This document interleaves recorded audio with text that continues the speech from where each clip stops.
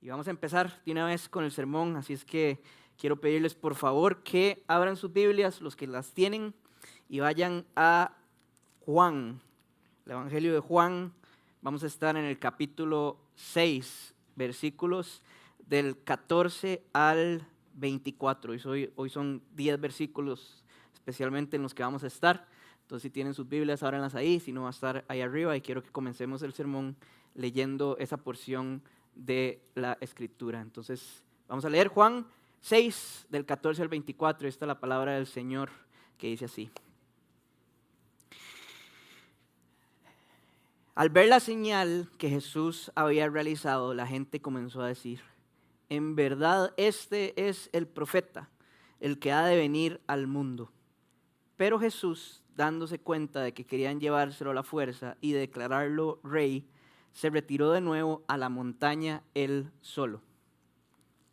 Cuando ya anochecía, sus discípulos bajaron al lago y subieron a una barca y comenzaron a cruzar el lago en dirección a Capernaum. Para entonces ya había oscurecido y Jesús todavía no se les había unido. Por causa del fuerte viento que soplaba, el lago estaba picado. Habrían remado unos 5 o 6 kilómetros cuando vieron que Jesús se acercaba a la barca, caminando sobre el agua, y se asustaron. Pero él les dijo: no tengan miedo, que soy yo. Así que se dispusieron a recibirlo a bordo, y enseguida la barca llegó a la orilla a donde se dirigían. Al día siguiente, la multitud que se había quedado en el otro lado del lago se dio cuenta de que los discípulos se habían embarcado solos.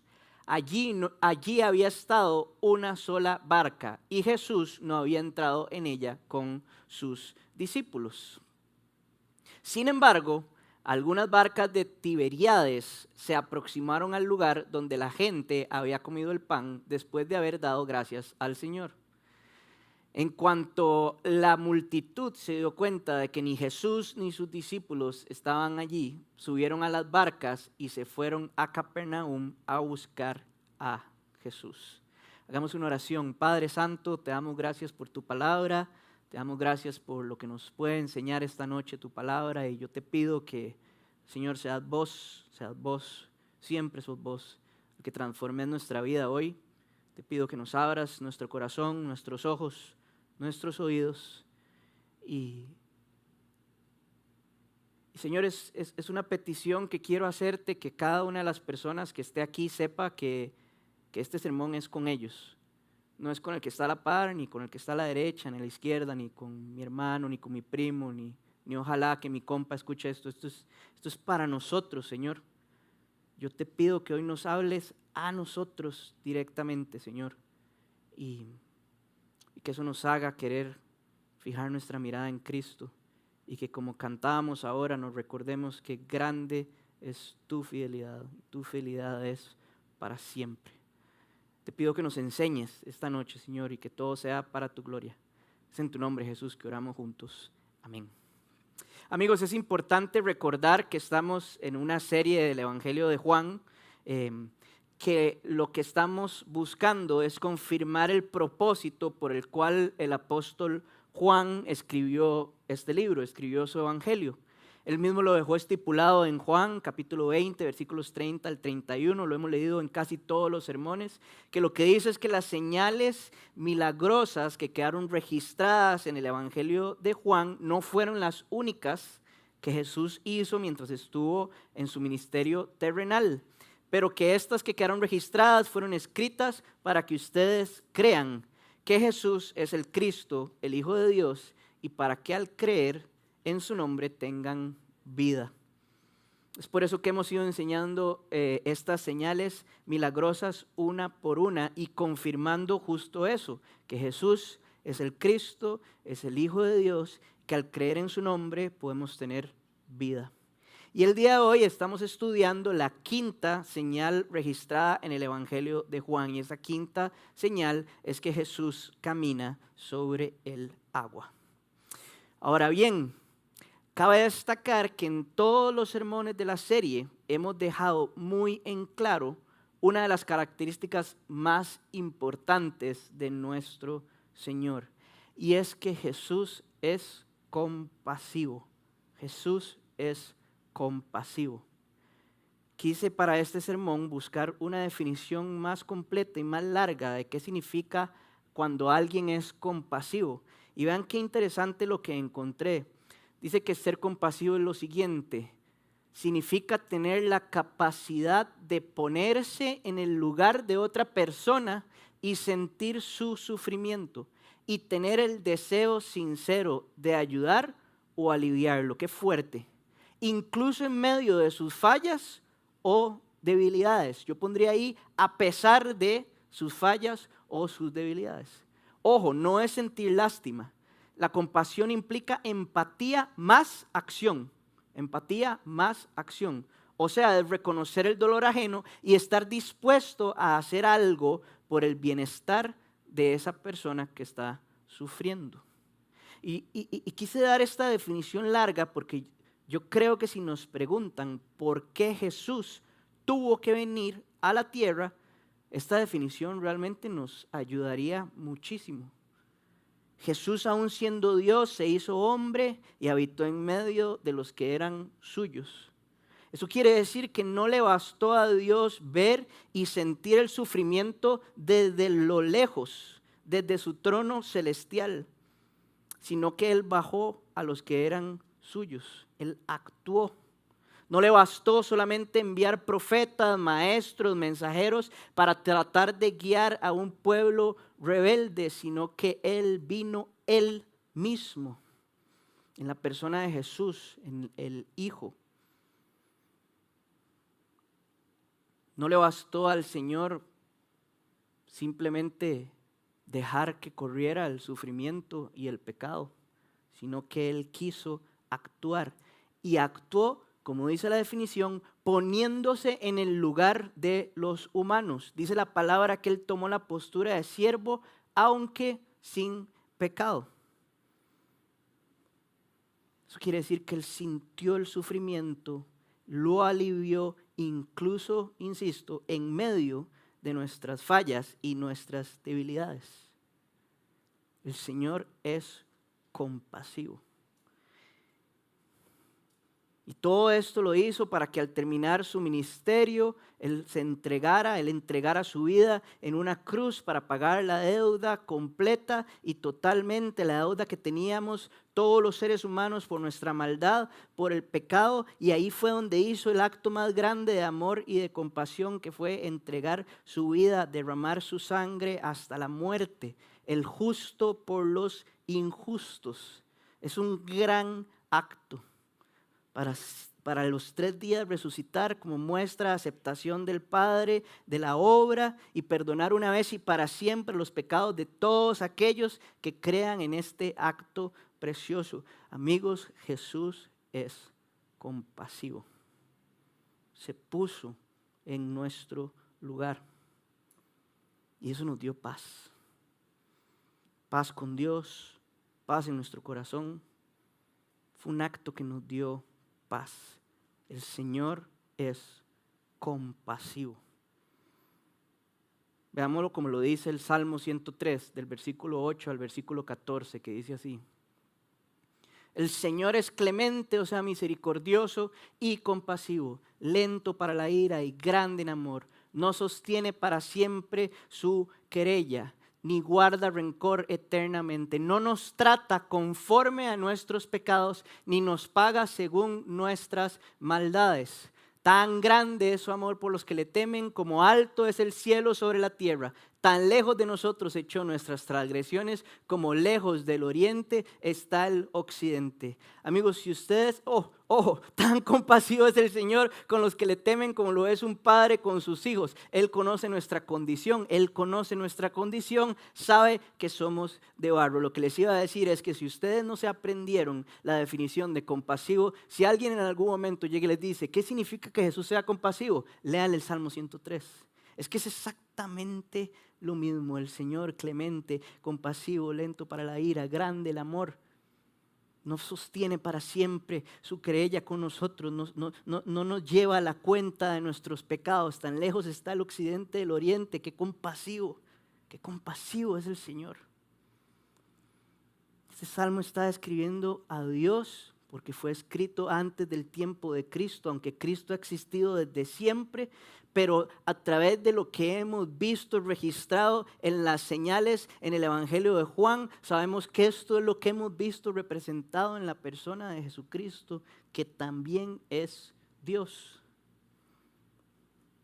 Les voy a recordar rápidamente, en la primera señal vimos la compasión del Señor por el novio, quien iba a ser fuertemente multado por la falta de vino para los asistentes de su boda. Las personas que habían ido a su boda no tenían nada que tomar y el Señor actúa con compasión. En la segunda señal vimos la compasión de Jesús al sanar al hijo enfermo de un padre desesperado. En la tercera señal fue evidente la compasión de Jesús por un paralítico que llevaba más de 38 años enfermo. En la cuarta señal milagrosa vimos la compasión de Jesús por una multitud gigantesca que primero Él les enseñó y después los alimenta hasta quedar satisfechos. Jesús es compasivo. Yo creo que si hemos visto la compasión de Jesús a través de las señales que hemos predicado, entonces hemos cumplido el propósito de que por medio de la predicación de estas señales creamos que Jesús es el Cristo, el Hijo de Dios, y para que al creer en su nombre tengamos vida. Yo creo que lo hemos logrado hasta este momento y apenas vamos por la quinta señal. Qué bueno es el Señor. Hoy vamos a estudiar esa quinta señal y lo que quiero es que ustedes mismos vean la compasión de Jesús una vez más manifestada. Que cuando ustedes lean, si están siguiendo el plan de lectura del Evangelio de Juan o si están leyendo a su cuenta el Evangelio de Juan o cualquier otra parte de la Biblia, busquen cómo nuestro Dios se muestra compasivo una y otra vez y otra vez. Pero ahora concentrémonos en esta señal quinta, en esta quinta señal. Es importante decirles que esta señal que vamos a estudiar el día de hoy sucede justo después de la cuarta señal milagrosa. La cuarta señal milagrosa es en la que Jesús multiplica los panes y los peces y alimenta a 5,000 hombres. La palabra que se utiliza en el lenguaje original se refiere a varones, lo que quiere decir que eran 5,000 hombres más las mujeres, sus esposas o otras mujeres y sus niños. No se cuentan simplemente por el periodo en el momento en el que se escribió este evangelio. Y Juan, lo he dicho varias veces, pero Juan es quien le llama a este conjunto de personas la multitud. Así le llaman en el versículo 21. Y dicen los grandes estudiosos de la Biblia que si sumamos a los varones más las mujeres más los niños, estamos hablando, algunos dicen, de entre 20,000 y 25,000 personas. O sea, era una locura la cantidad de gente a quien Jesús alimentó. Y esta multitud es la que sigue a Cristo por el resto de su ministerio público. Si leyeron no me acuerdo si fue el día de hoy o el día de ayer, lo que leímos en el plan de lectura de Juan, es cuando Jesús entra y la gente tira palmas y grita hosana. Esa es la misma multitud que lo empieza a seguir desde este momento. Ahora, es importante también contarles que esta quinta señal es la que contiene menos información de todas las señales en la Biblia, pero está registrada en el Evangelio de Mateo y en el Evangelio de Marcos. Curiosamente, los 3 evangelistas cuentan acerca de la señal y no se devuelven en el resto de su libro a explicarlo de alguna manera o a decir, ¿se acuerdan cuando pasó esto? Es simplemente esos versículos los que hablan de la señal y yo creo que eso es suficiente para que encontremos qué es lo que nos quiere enseñar la palabra del Señor a través de esa señal. Y el último dato antes de entrar a la señal que quiero darles es que los únicos testigos de esta quinta señal fueron los 12 apóstoles. Los 12 apóstoles son los siguientes: Simón, quien después se le llamó Pedro, Simón Pedro, y su hermano Andrés. Andrés es quien consigue los panes y los peces para llevárselos a Cristo y él los multiplica. También estaba Jacobo y su hermano Juan, quien es el que escribe este libro. También estaba Felipe, Bartolomé, Mateo, Tomás, Jacobo, Judas Tadeo, Simón el Celote y Judas Iscariote, quien fue el que iba a traicionar a Jesús y lo entrega para que Jesús vaya a la cruz. Esos son los 12, esos son los discípulos. Y sabemos que estos son los 12 que participan en la repartición de los panes y los peces, y quienes son los que ven esta quinta señal, gracias al Evangelio de Marcos en el capítulo 16. Les voy a contar en el versículo 16. Les voy a contar un poquito acerca de esto. Al principio del capítulo 6 del Evangelio de Marcos, en el versículo 7, se nos dice que Jesús había tomado a estos 12 y los había mandado a enseñar. Los había mandado, les había dado autoridad para que ellos fueran a predicar lo que Jesús había hecho. De hecho, el Evangelio de Mateo dice que les dio poder para que sanaran enfermos. Y antes de hacer la señal de alimentar a los 5,000, vean lo que dice Marcos, capítulo 6, versículo 30. Dice así: los apóstoles se reunieron con Jesús y le contaron lo que habían hecho y enseñado. Ojo, solo les estoy dando las razones por las cuales sabemos que estos fueron los 12 apóstoles que vieron la quinta señal, porque más adelante vamos a ver que eso es importante. Pero en este momento, justo antes de la multiplicación de los panes y los peces, Marcos nos dice que los apóstoles habían regresado y que le estaban contando a Jesús lo que habían hecho en ese viaje, no sé si llamarle viaje misionero, pero en esa misión que Jesús los había mandado a que predicaran y enseñaran. Entonces, cuando Juan se refiere a sus discípulos en esta parte de la historia de Jesús en la que estamos, se está refiriendo a esos 12 hombres que les acabo de decir. Entonces, Jesús alimenta a la multitud y esto es lo que la multitud comienza a hacer de inmediato. Leamos de nuevo Juan 6, versículo 14 y 15.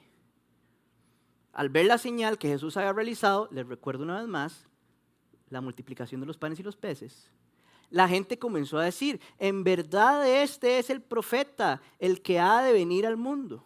Pero Jesús, dándose cuenta de que querían llevárselo a la fuerza y declararlo rey, se retiró de nuevo a la montaña él solo. Entonces, lo que la multitud está haciendo es la conclusión de que el rol de profeta, o sea, de Mesías, de enviado, tiene simultáneamente el rol de ser un rey. Esto lo sacan porque anteriormente en el Antiguo Testamento habían leído acerca de Moisés, quien era un profeta y tenía el rol de rey por sobre el pueblo de Israel. Entonces ellos dijeron: si este es el profeta, hagámoslo rey. Ellos lo que estaban esperando en ese momento era un rey político, era un rey que los iba a librar del yugo, de la opresión que estaban recibiendo de parte del faraón. Y además es importante que sepamos esto. Ellos toman la decisión de que Él es el profeta, de que Él es el rey, porque acababan de ser alimentados. Tenían hambre y Dios les da de comer. Entonces, ellos lo que encuentran es un rey que les provee cosas materiales y que satisfacen una necesidad que ellos tenían en ese momento. Juan 6, versículo 26 dice: Jesús les habla a ellos y les dice: ciertamente les aseguro que ustedes me buscan no porque han visto señales, sino porque comieron pan hasta llenarse. Javi nos lo dijo muy claramente la vez pasada, que él se ponía de mal humor cuando tenía hambre y de repente si alguien le daba de comer como que todo cambiaba. Eso es exactamente lo que estaba sucediendo con esa multitud. Esa multitud fue satisfecha de su hambre. Y entonces dijeron: ese es el rey, ese es el profeta. Y amigos, no estaban del todo equivocados. Jesús sí iba a librar a su pueblo, pero no de la manera en que ellos querían. Jesús sí era el Mesías, Jesús sí era el profeta y Jesús sí era el rey. Pero lo que es muy claro aquí es que esa no era la manera en que Jesús iba a ser coronado. porque su hora no había llegado todavía, ya lo hemos estudiado varias veces. Oigan qué buena esta frase. Jesús no iba a tener su reino sin antes pasar por la cruz. Jesús no iba a tener su reino sin antes pasar por la cruz. Y este reino iba a ser dado únicamente por el Padre, no por los humanos que seguían sus señales por pura satisfacción personal. Porque si lo hubieran hecho rey en ese momento, créanme que en el momento en el que Él no les hubiera dado lo que la multitud pedía, ya no lo queremos más. De hecho, es exactamente lo que pasa. No me voy a ir muy allá porque no tengo tiempo, pero si seguimos leyendo Juan 6, Jesús lo que les dice es: ustedes lo que quieren es pan como el que recibieron cuando estaba Moisés, que bajaba del cielo. Pero lo que yo les estoy diciendo es que yo soy el pan de vida. Yo soy el pan que ustedes necesitan. Y vean lo que pasa en el versículo 51 y 53. Él dice: yo soy el pan vivo. ¿Y qué hace la multitud? Dice: los judíos comenzaron a disputar acaloradamente entre sí. ¿Cómo éste puede darnos a comer de su carne? Es que ellos no veían que realmente era el Mesías esperado. Lo que querían era comida física. Y Jesús les estaba dando la comida espiritual que satisfacía el hambre que ellos tenían en ese momento. Si seguimos leyendo el capítulo 6, llegan hasta abandonarlo. Dicen: no, esta enseñanza es demasiado difícil, yo me voy.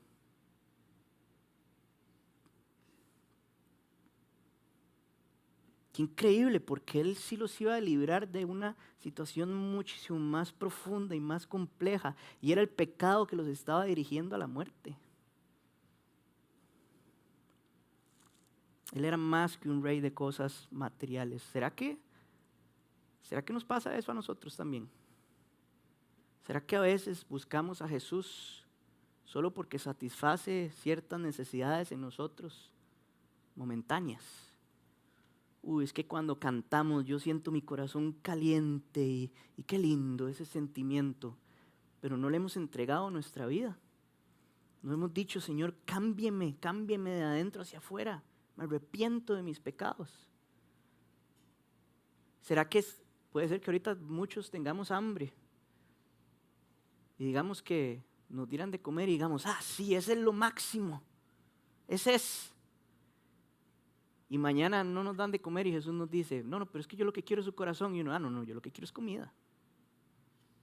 ¿Será que así seguimos a veces nosotros a Jesús? Volviendo al momento que estamos estudiando, entonces la multitud se convierte en una turba que quería llevárselo a la fuerza para proclamarlo rey. Al ver Jesús esta situación, Él toma acciones. Juan nos dice en el versículo 16 y 17 que Él se retiró de nuevo a la montaña solo y que sus discípulos bajan al lago y suben a una barca. Pero veamos cómo Marcos nos describe este mismo acontecimiento, pero con un detalle muy importante. Veamos Marcos 6, versículo 45 al 46, que dice así: enseguida Jesús, ojo, yo les he dicho muchas veces, hay que poner atención a ciertas palabras, y ahorita yo lo acabo de leer muy rápido, pero quiero leerlo como debería leerlo.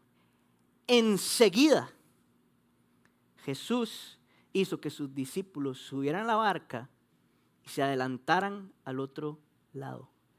Enseguida Jesús hizo que sus discípulos subieran a la barca y se adelantaran al otro lado, a Betsaida, mientras Él despedía a la multitud. Cuando se despidió, fue a la montaña para orar. Voy a repetirlo una tercera vez. Enseguida Jesús hizo. La palabra original que se traduce ahí como hizo, hay un entendimiento de que esa palabra es casi como una obligación contra la voluntad de las personas a quien se les está diciendo. Es como un mandato. Entonces lo que quiero es que notemos que hay un sentido de prisa de parte de Jesús. Enseguida Jesús hizo que sus discípulos subieran a la barca y se adelantaran al otro lado. De una vez. En Mateo encontramos exactamente esa misma frase. Yo creo que cuando la leemos en Juan puede ser que nos imaginemos como un momento tranquilo. Los discípulos bajan, se suben a la barca, Jesús se despide de la multitud y se va a la montaña solo a orar. Pero Marcos y Mateo nos dicen, no, fue enseguida, ¡guau, guau, guau! Jesús toma acción. ¿Y por qué la prisa? Qué raro. ¿Por qué la prisa? Quiero tratar de responderles por qué la prisa.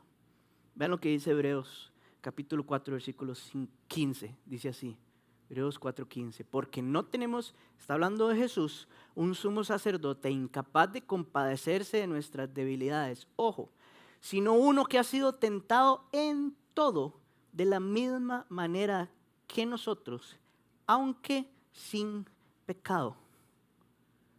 Lo que podemos entonces asumir que está sucediendo en este momento es que Jesús estaba siendo tentado por la turba que lo quería hacer rey.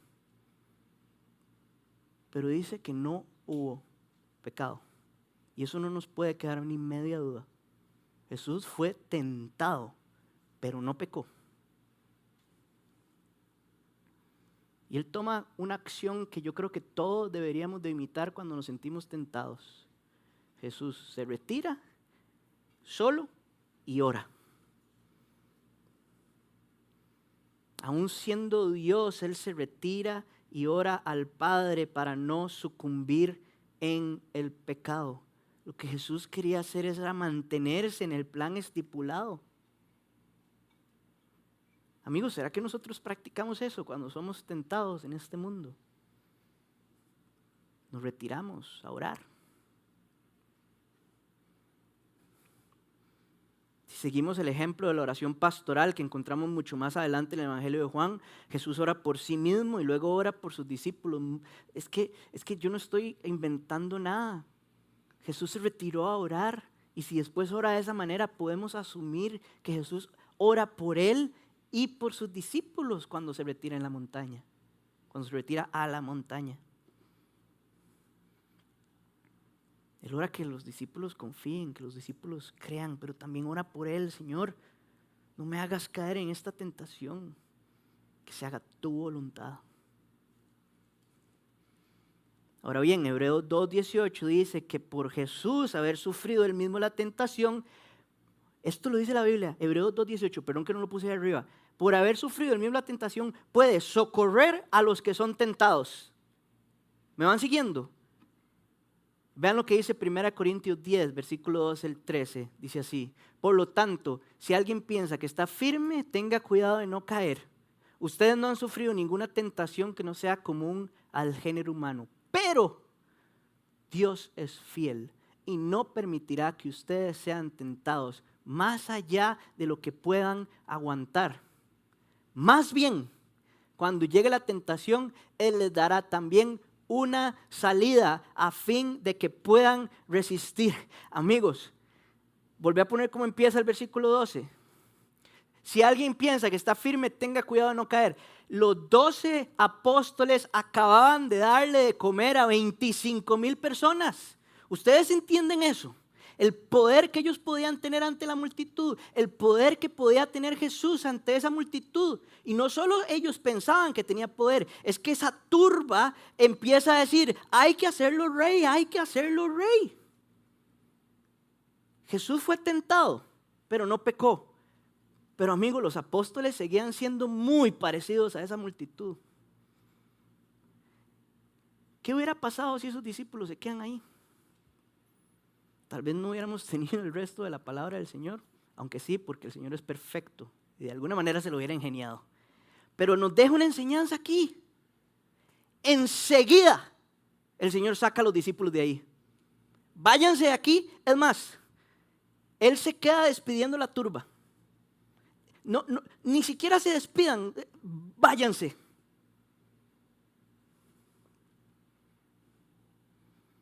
Los discípulos no tenían la misma fuerza que Jesús. Ellos aún no tenían la revelación completa porque Jesús todavía no había sido glorificado en ese momento. Los discípulos perfectamente podían convertirse en uno más de la turba. Ellos sí podían caer en el pecado. o aún peor, ellos podían empezar a tentar al maestro también. Jesús, pero ¿por qué no se hace rey? Ya.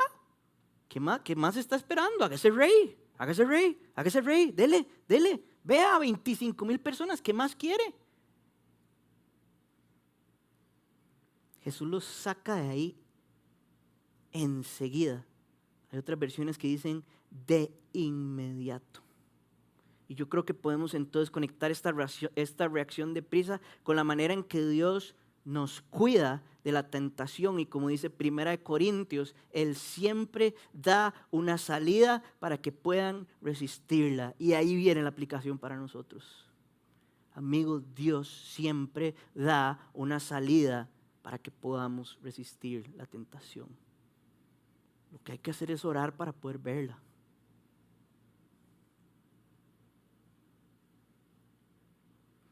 ¡Qué compasión! Jesús es compasivo. Él los cuida, Él los saca de ahí de inmediato.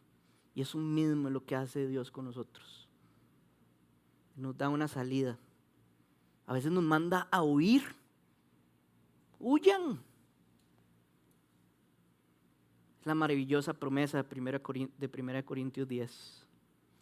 No permitirá que seamos tentados más allá de lo que podamos aguantar. Y así como Él sabía que los discípulos no iban a aguantar esa situación, Él sabe perfectamente lo que usted y yo no podemos aguantar. Creamos eso. Lo acabamos de leer en la palabra del Señor. Si usted no cree eso, no tiene un problema con 1 Corintios, no tiene un problema con Pablo, tiene un problema con Dios. Y tiene un problema con creer su palabra. Creámoslo. Entonces Jesús hace que sus discípulos se vayan, Él sube a una montaña a orar, pero para seguir con su ministerio en algún momento Él tenía que volver a encontrarse con ellos. Acuérdense que Jesús los había escogido, a esos 12 hombres los había escogido. Y Él lo hace se encuentra con ellos mediante un despliegue de su gloria y su soberanía sobre todo. Veamos lo que dice Juan 6, volvamos a leer. Versículo 17 al 20, que dice así. Y subieron a una barca y comenzaron a cruzar el lago en dirección a Capernaum. Para entonces ya había oscurecido y Jesús todavía no se les había unido. Por causa del fuerte viento que soplaba, el lago estaba picado. Qué vacilón, yo pensé que esa palabra picado era como tica, pero está en la Biblia. Habrían remado unos 5 o 6 kilómetros cuando vieron que Jesús se acercaba a la barca caminando sobre el agua y se asustaron. Pero Él les dijo, no tengan miedo, que soy yo. Amigos, dicen los capitanes de los barcos o la gente que anda en barcos que cuando uno está en alta mar, me imagino que si alguien ha estado en barco va a saber esto. A mí me da pavor, entonces nunca he estado, pero estoy investigando eso. Dicen que el mayor peligro que existe cuando uno está en alta mar es el viento. De hecho, dicen que puede llover lo que sea, que eso no va a causar ningún peligro sobre el barco, pero que si hay viento, todo cambia y se puede volver demasiado peligroso. De hecho, hoy ustedes han visto como que ha llovido, a veces llueve, a veces no llueve, y en un toque estaba en una de esas aulas y salí, sonaba como que estaba lloviendo, pero en eso salí aquí al planché y había demasiado viento, y yo dije, como que uno escucha la lluvia y uno no se asusta tanto, pero cuando hay viento, como que uno, no sé si a ustedes les pasa, pero uno se queda como, y el techo suena, y suenan las paredes, ¿verdad? Y se mueven las palmeras y toda la vaina.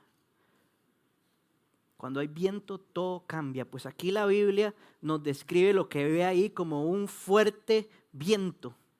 Y Mateo nos dice que la barca estaba zarandeada por las olas. Entonces yo quiero que ustedes se imaginen la escena conmigo. Era la madrugada. La palabra dice que era la 4ª hora y eso se refiere como entre las 3 y las 6 de la mañana. O sea, estaba totalmente oscuro. Oscuridad total, olas, zarandeada la barca, fuerte viento. Había un cansancio total. Ojo que los discípulos habían estado con esas 25,000 personas, habían salido rapidísimo, se habían montado en una barca, dice al anochecer, y ya aquí estamos hablando de que es la madrugada. O O sea, esos discípulos estaban cansados de remar contra viento y marea y toda la noche despiertos. Qué terrorífico. No se podían mover. Ahí estaban en medio del lago. Yo imagino que seguro algunos de los discípulos, muy probablemente Pedro, seguro dijo, pero ¿por qué nos sacó tan rápido de ahí? ¿Qué fue la urgencia? Nos mandó a morir. Nos mató. ¿A dónde está el Señor? ¿Será que nos abandonó? Marcos 6:48 dice que Jesús ve. Ojo que Jesús está en una montaña. Marcos 6:48 dice que Jesús ve que los discípulos hacían grandes esfuerzos para remar. Qué glorioso que él, aún estando en una montaña, pidiéndole al Padre ayuda, orando, él los podía ver. Hay un detalle importantísimo, amigos. Jesús nos ve. Pero al verlos, él no los deja solos ahí contra viento y marea, en peligro. Dice la palabra del Señor que Él se acerca a ellos. Él llega al lugar y llega de una de las maneras menos humanas que puede existir. Él llega caminando sobre el agua, dejando así en claro su soberanía y su poder por sobre todo. Y una vez más vemos el cuidado de Jesús. Él no solo los protege de la tentación en la tierra, sino que los protege del peligro en alta mar. Él llega a donde ellos estaban. Otra cosa que estuve investigando, no voy a decir de qué manera.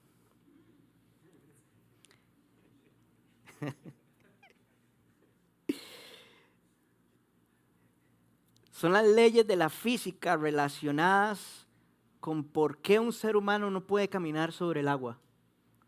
Y dice que hay ciertas leyes que tienen que ver con la gravedad, con la flotación y con algo que se llama tensión superficial. Básicamente el peso de una persona rompe algo como, por decir, una piel que tiene el agua. O sea, una tensión superficial. Y la rompe porque obviamente el objeto que está por sobre el agua es más pesado que esa tensión superficial. Tendría que un humano correr aproximadamente a 120 kilómetros por hora y golpear el agua en un ángulo específico para poder caminar por sobre el agua. Y nuestro Señor está por sobre todo eso. Nada de esto que nos suena tan sorprendente frena a Jesús para llegar a donde están sus discípulos, en peligro. Nada lo frena. Porque una vez más, como leímos en Juan 1, todo fue creado por medio de Él. Por medio de Él todas las cosas fueron creadas y sin Él nada de lo creado llegó a existir. Vean lo que dice Colosenses 1, versículo 16 al 17, que dice lo siguiente.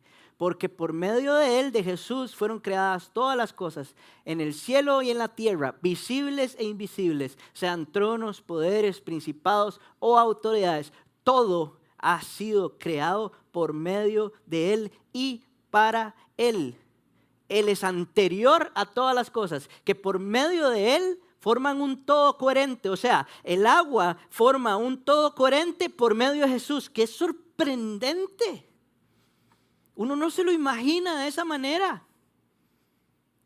Todo fue creado por medio de Jesús. Entonces, ninguna ley física, ninguna ley material, nada está en contra del Señor, porque todo ha sido creado por medio de Él y para Él, lo visible y lo invisible. Amigos, Jesús está por sobre todo. Por medio de Él se creó el agua. Y todas las leyes, la flotación, la gravedad, la tensión superficial, todo está bajo el dominio del Señor. Todas las cosas forman un todo coherente por medio de Jesucristo.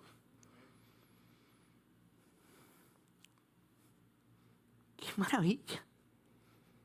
Uno a veces dice, como que raro esta señal. Bueno, sí, Jesús caminó sobre el agua, pero ustedes entienden todo lo que esto nos está enseñando. Es demasiado. Y si volvemos a ese momento, obvio que los discípulos se asustaron. Eran las 3:30, no sé, pongámoslo, dice que es entre 3 y 6, imaginemos que eran las 3:30. Las 3:30 de la mañana, todo oscuro, viento, olas, y de repente ellos ven una figura humana. Es que Jesús era humano. Jesús era totalmente Dios y totalmente hombre. Ellos no vieron un espíritu, ellos no vieron un fantasma, ellos vieron a un hombre caminando sobre el agua. Y obviamente se asustaron. Más bien el hecho que Juan nos diga que se asustaron lo hace todavía más real. Claro que se asustaron. Pero esta señal fue una lección para ellos y es una lección para nosotros de la verdadera identidad de Jesús como el Señor soberano por sobre todas las cosas. ¿Será que creemos eso?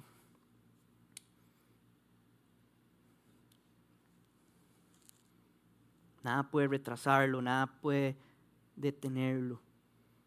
Por eso es que su compasión es tan grande. Qué grande la compasión de Jesús.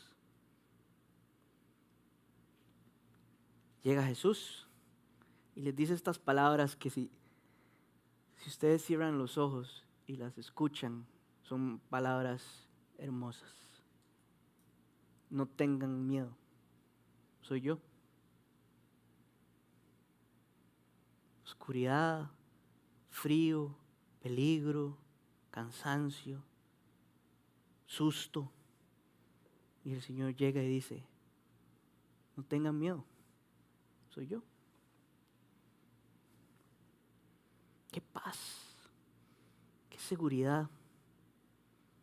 Yo quiero escuchar esas palabras en mi corazón cada vez que sienta que estoy en peligro, que me siento desesperado, que me siento sin poder avanzar. No tengan miedo, soy yo. Jesús no tenía que decir nada más. Eso bastó. ¿Qué sucede después? Leamos Juan 6, versículo 21. Dice, así que se dispusieron a recibirlo a bordo y enseguida la barca llegó a la orilla a donde se dirigían. Amigos, hay dos opiniones de grandes teólogos. A veces hay ciertos pasajes que hay un grupo que dice una cosa y hay un grupo que dice otra. No es que se contradicen entre ellos, simplemente son posturas. Hay una postura que dice que ahí hay otro milagro. Estaban en medio del lago y Juan nos dice que enseguida, otras versiones dice también inmediatamente, la barca llegó a la orilla a donde se dirigían. Eso es una interpretación. Yo quisiera quedarme con la otra. Yo quisiera quedarme con que el milagro sigue siendo la señal de que Jesús camina sobre el agua. Y quiero quedarme con la interpretación de que simplemente en el momento en el que Jesús sube a la barca y les dice, no tengan miedo, soy yo, todo el temor, todo el peligro, todo lo que los discípulos sentían se disipó total y completamente. Y al menos el apóstol Juan lo que sintió es como si de inmediato llegaran al otro lado. ¿Les ha pasado? Como cuando uno siente como que dice, y más, ya pasó una hora, ¿qué momento? A mí lo que me muestra es que cuando Jesús entra ahí, entra en escena, se sube en el barco, hay paz. Ya no importa cuánto duremos, el Señor está con nosotros.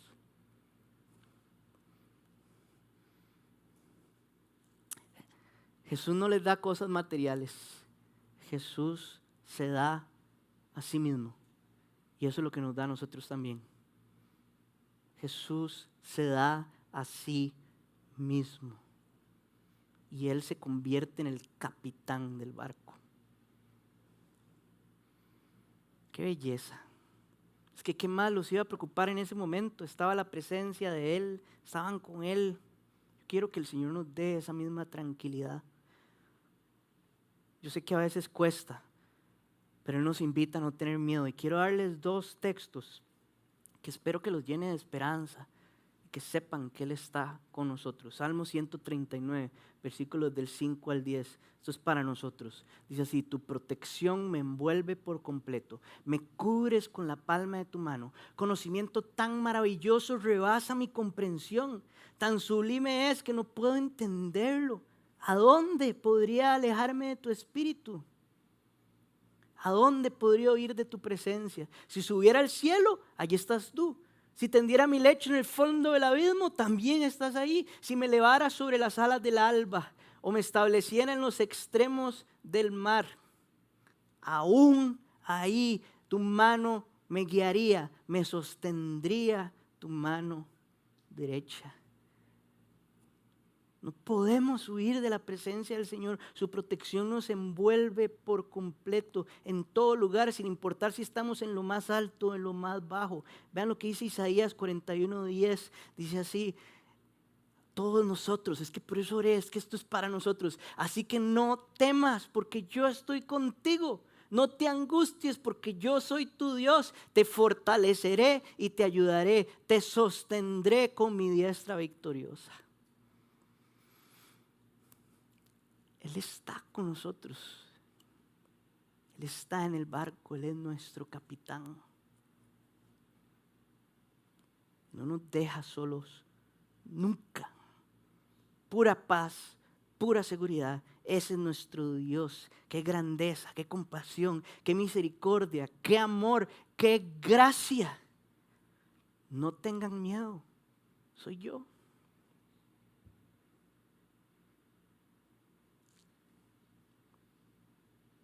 Vean qué lindo, Mateo nos da la reacción que tuvieron los discípulos cuando Jesús sube a la barca. Dice Mateo 14, 32 al 33. Cuando subieron a la barca se calmó el viento y los que estaban en la barca lo adoraron, diciendo: verdaderamente tú eres el Hijo de Dios.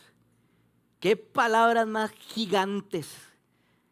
No es rey, rey, rey, satisfácenos, rey, profeta. No, no, no, no, no, no. Tú eres el Hijo de Dios. Con razón pasó rápido el tiempo. Cuando Jesús sube, lo adoran. Y amigos, gracias a que el Padre, a que Jesús abrió un camino al Padre con su sacrificio perfecto y nos sella con el Espíritu Santo al poner nuestra fe en Él, Dios nunca nos abandona y podemos adorarlo toda nuestra vida y en cada momento y con todo lo que hacemos. Él está en nuestro barco. Amigos, hoy podemos adorar al Señor diciéndole verdaderamente: Jesús, tú eres el Hijo de Dios.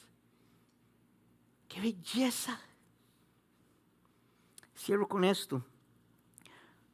Juan 6, versículo 22 al 24, dice así: al día siguiente, la multitud que se había quedado al otro lado del lago se dio cuenta que los discípulos se habían embarcado solos. Allí había estado una sola barca y Jesús no había entrado en ella con sus discípulos. Sin embargo, algunas de las barcas de Tiberíades se aproximaron al lugar donde la gente había comido el pan después de haber dado gracias al Señor. Ojo, la gente otra vez había vuelto al lugar. Eso es al día siguiente. En cuanto la multitud se dio cuenta de que ni Jesús ni sus discípulos estaban allí, subieron a las barcas y se fueron a Capernaum a buscar a Jesús.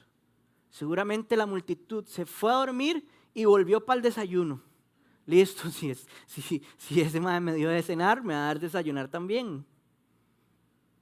Pero no los encuentran.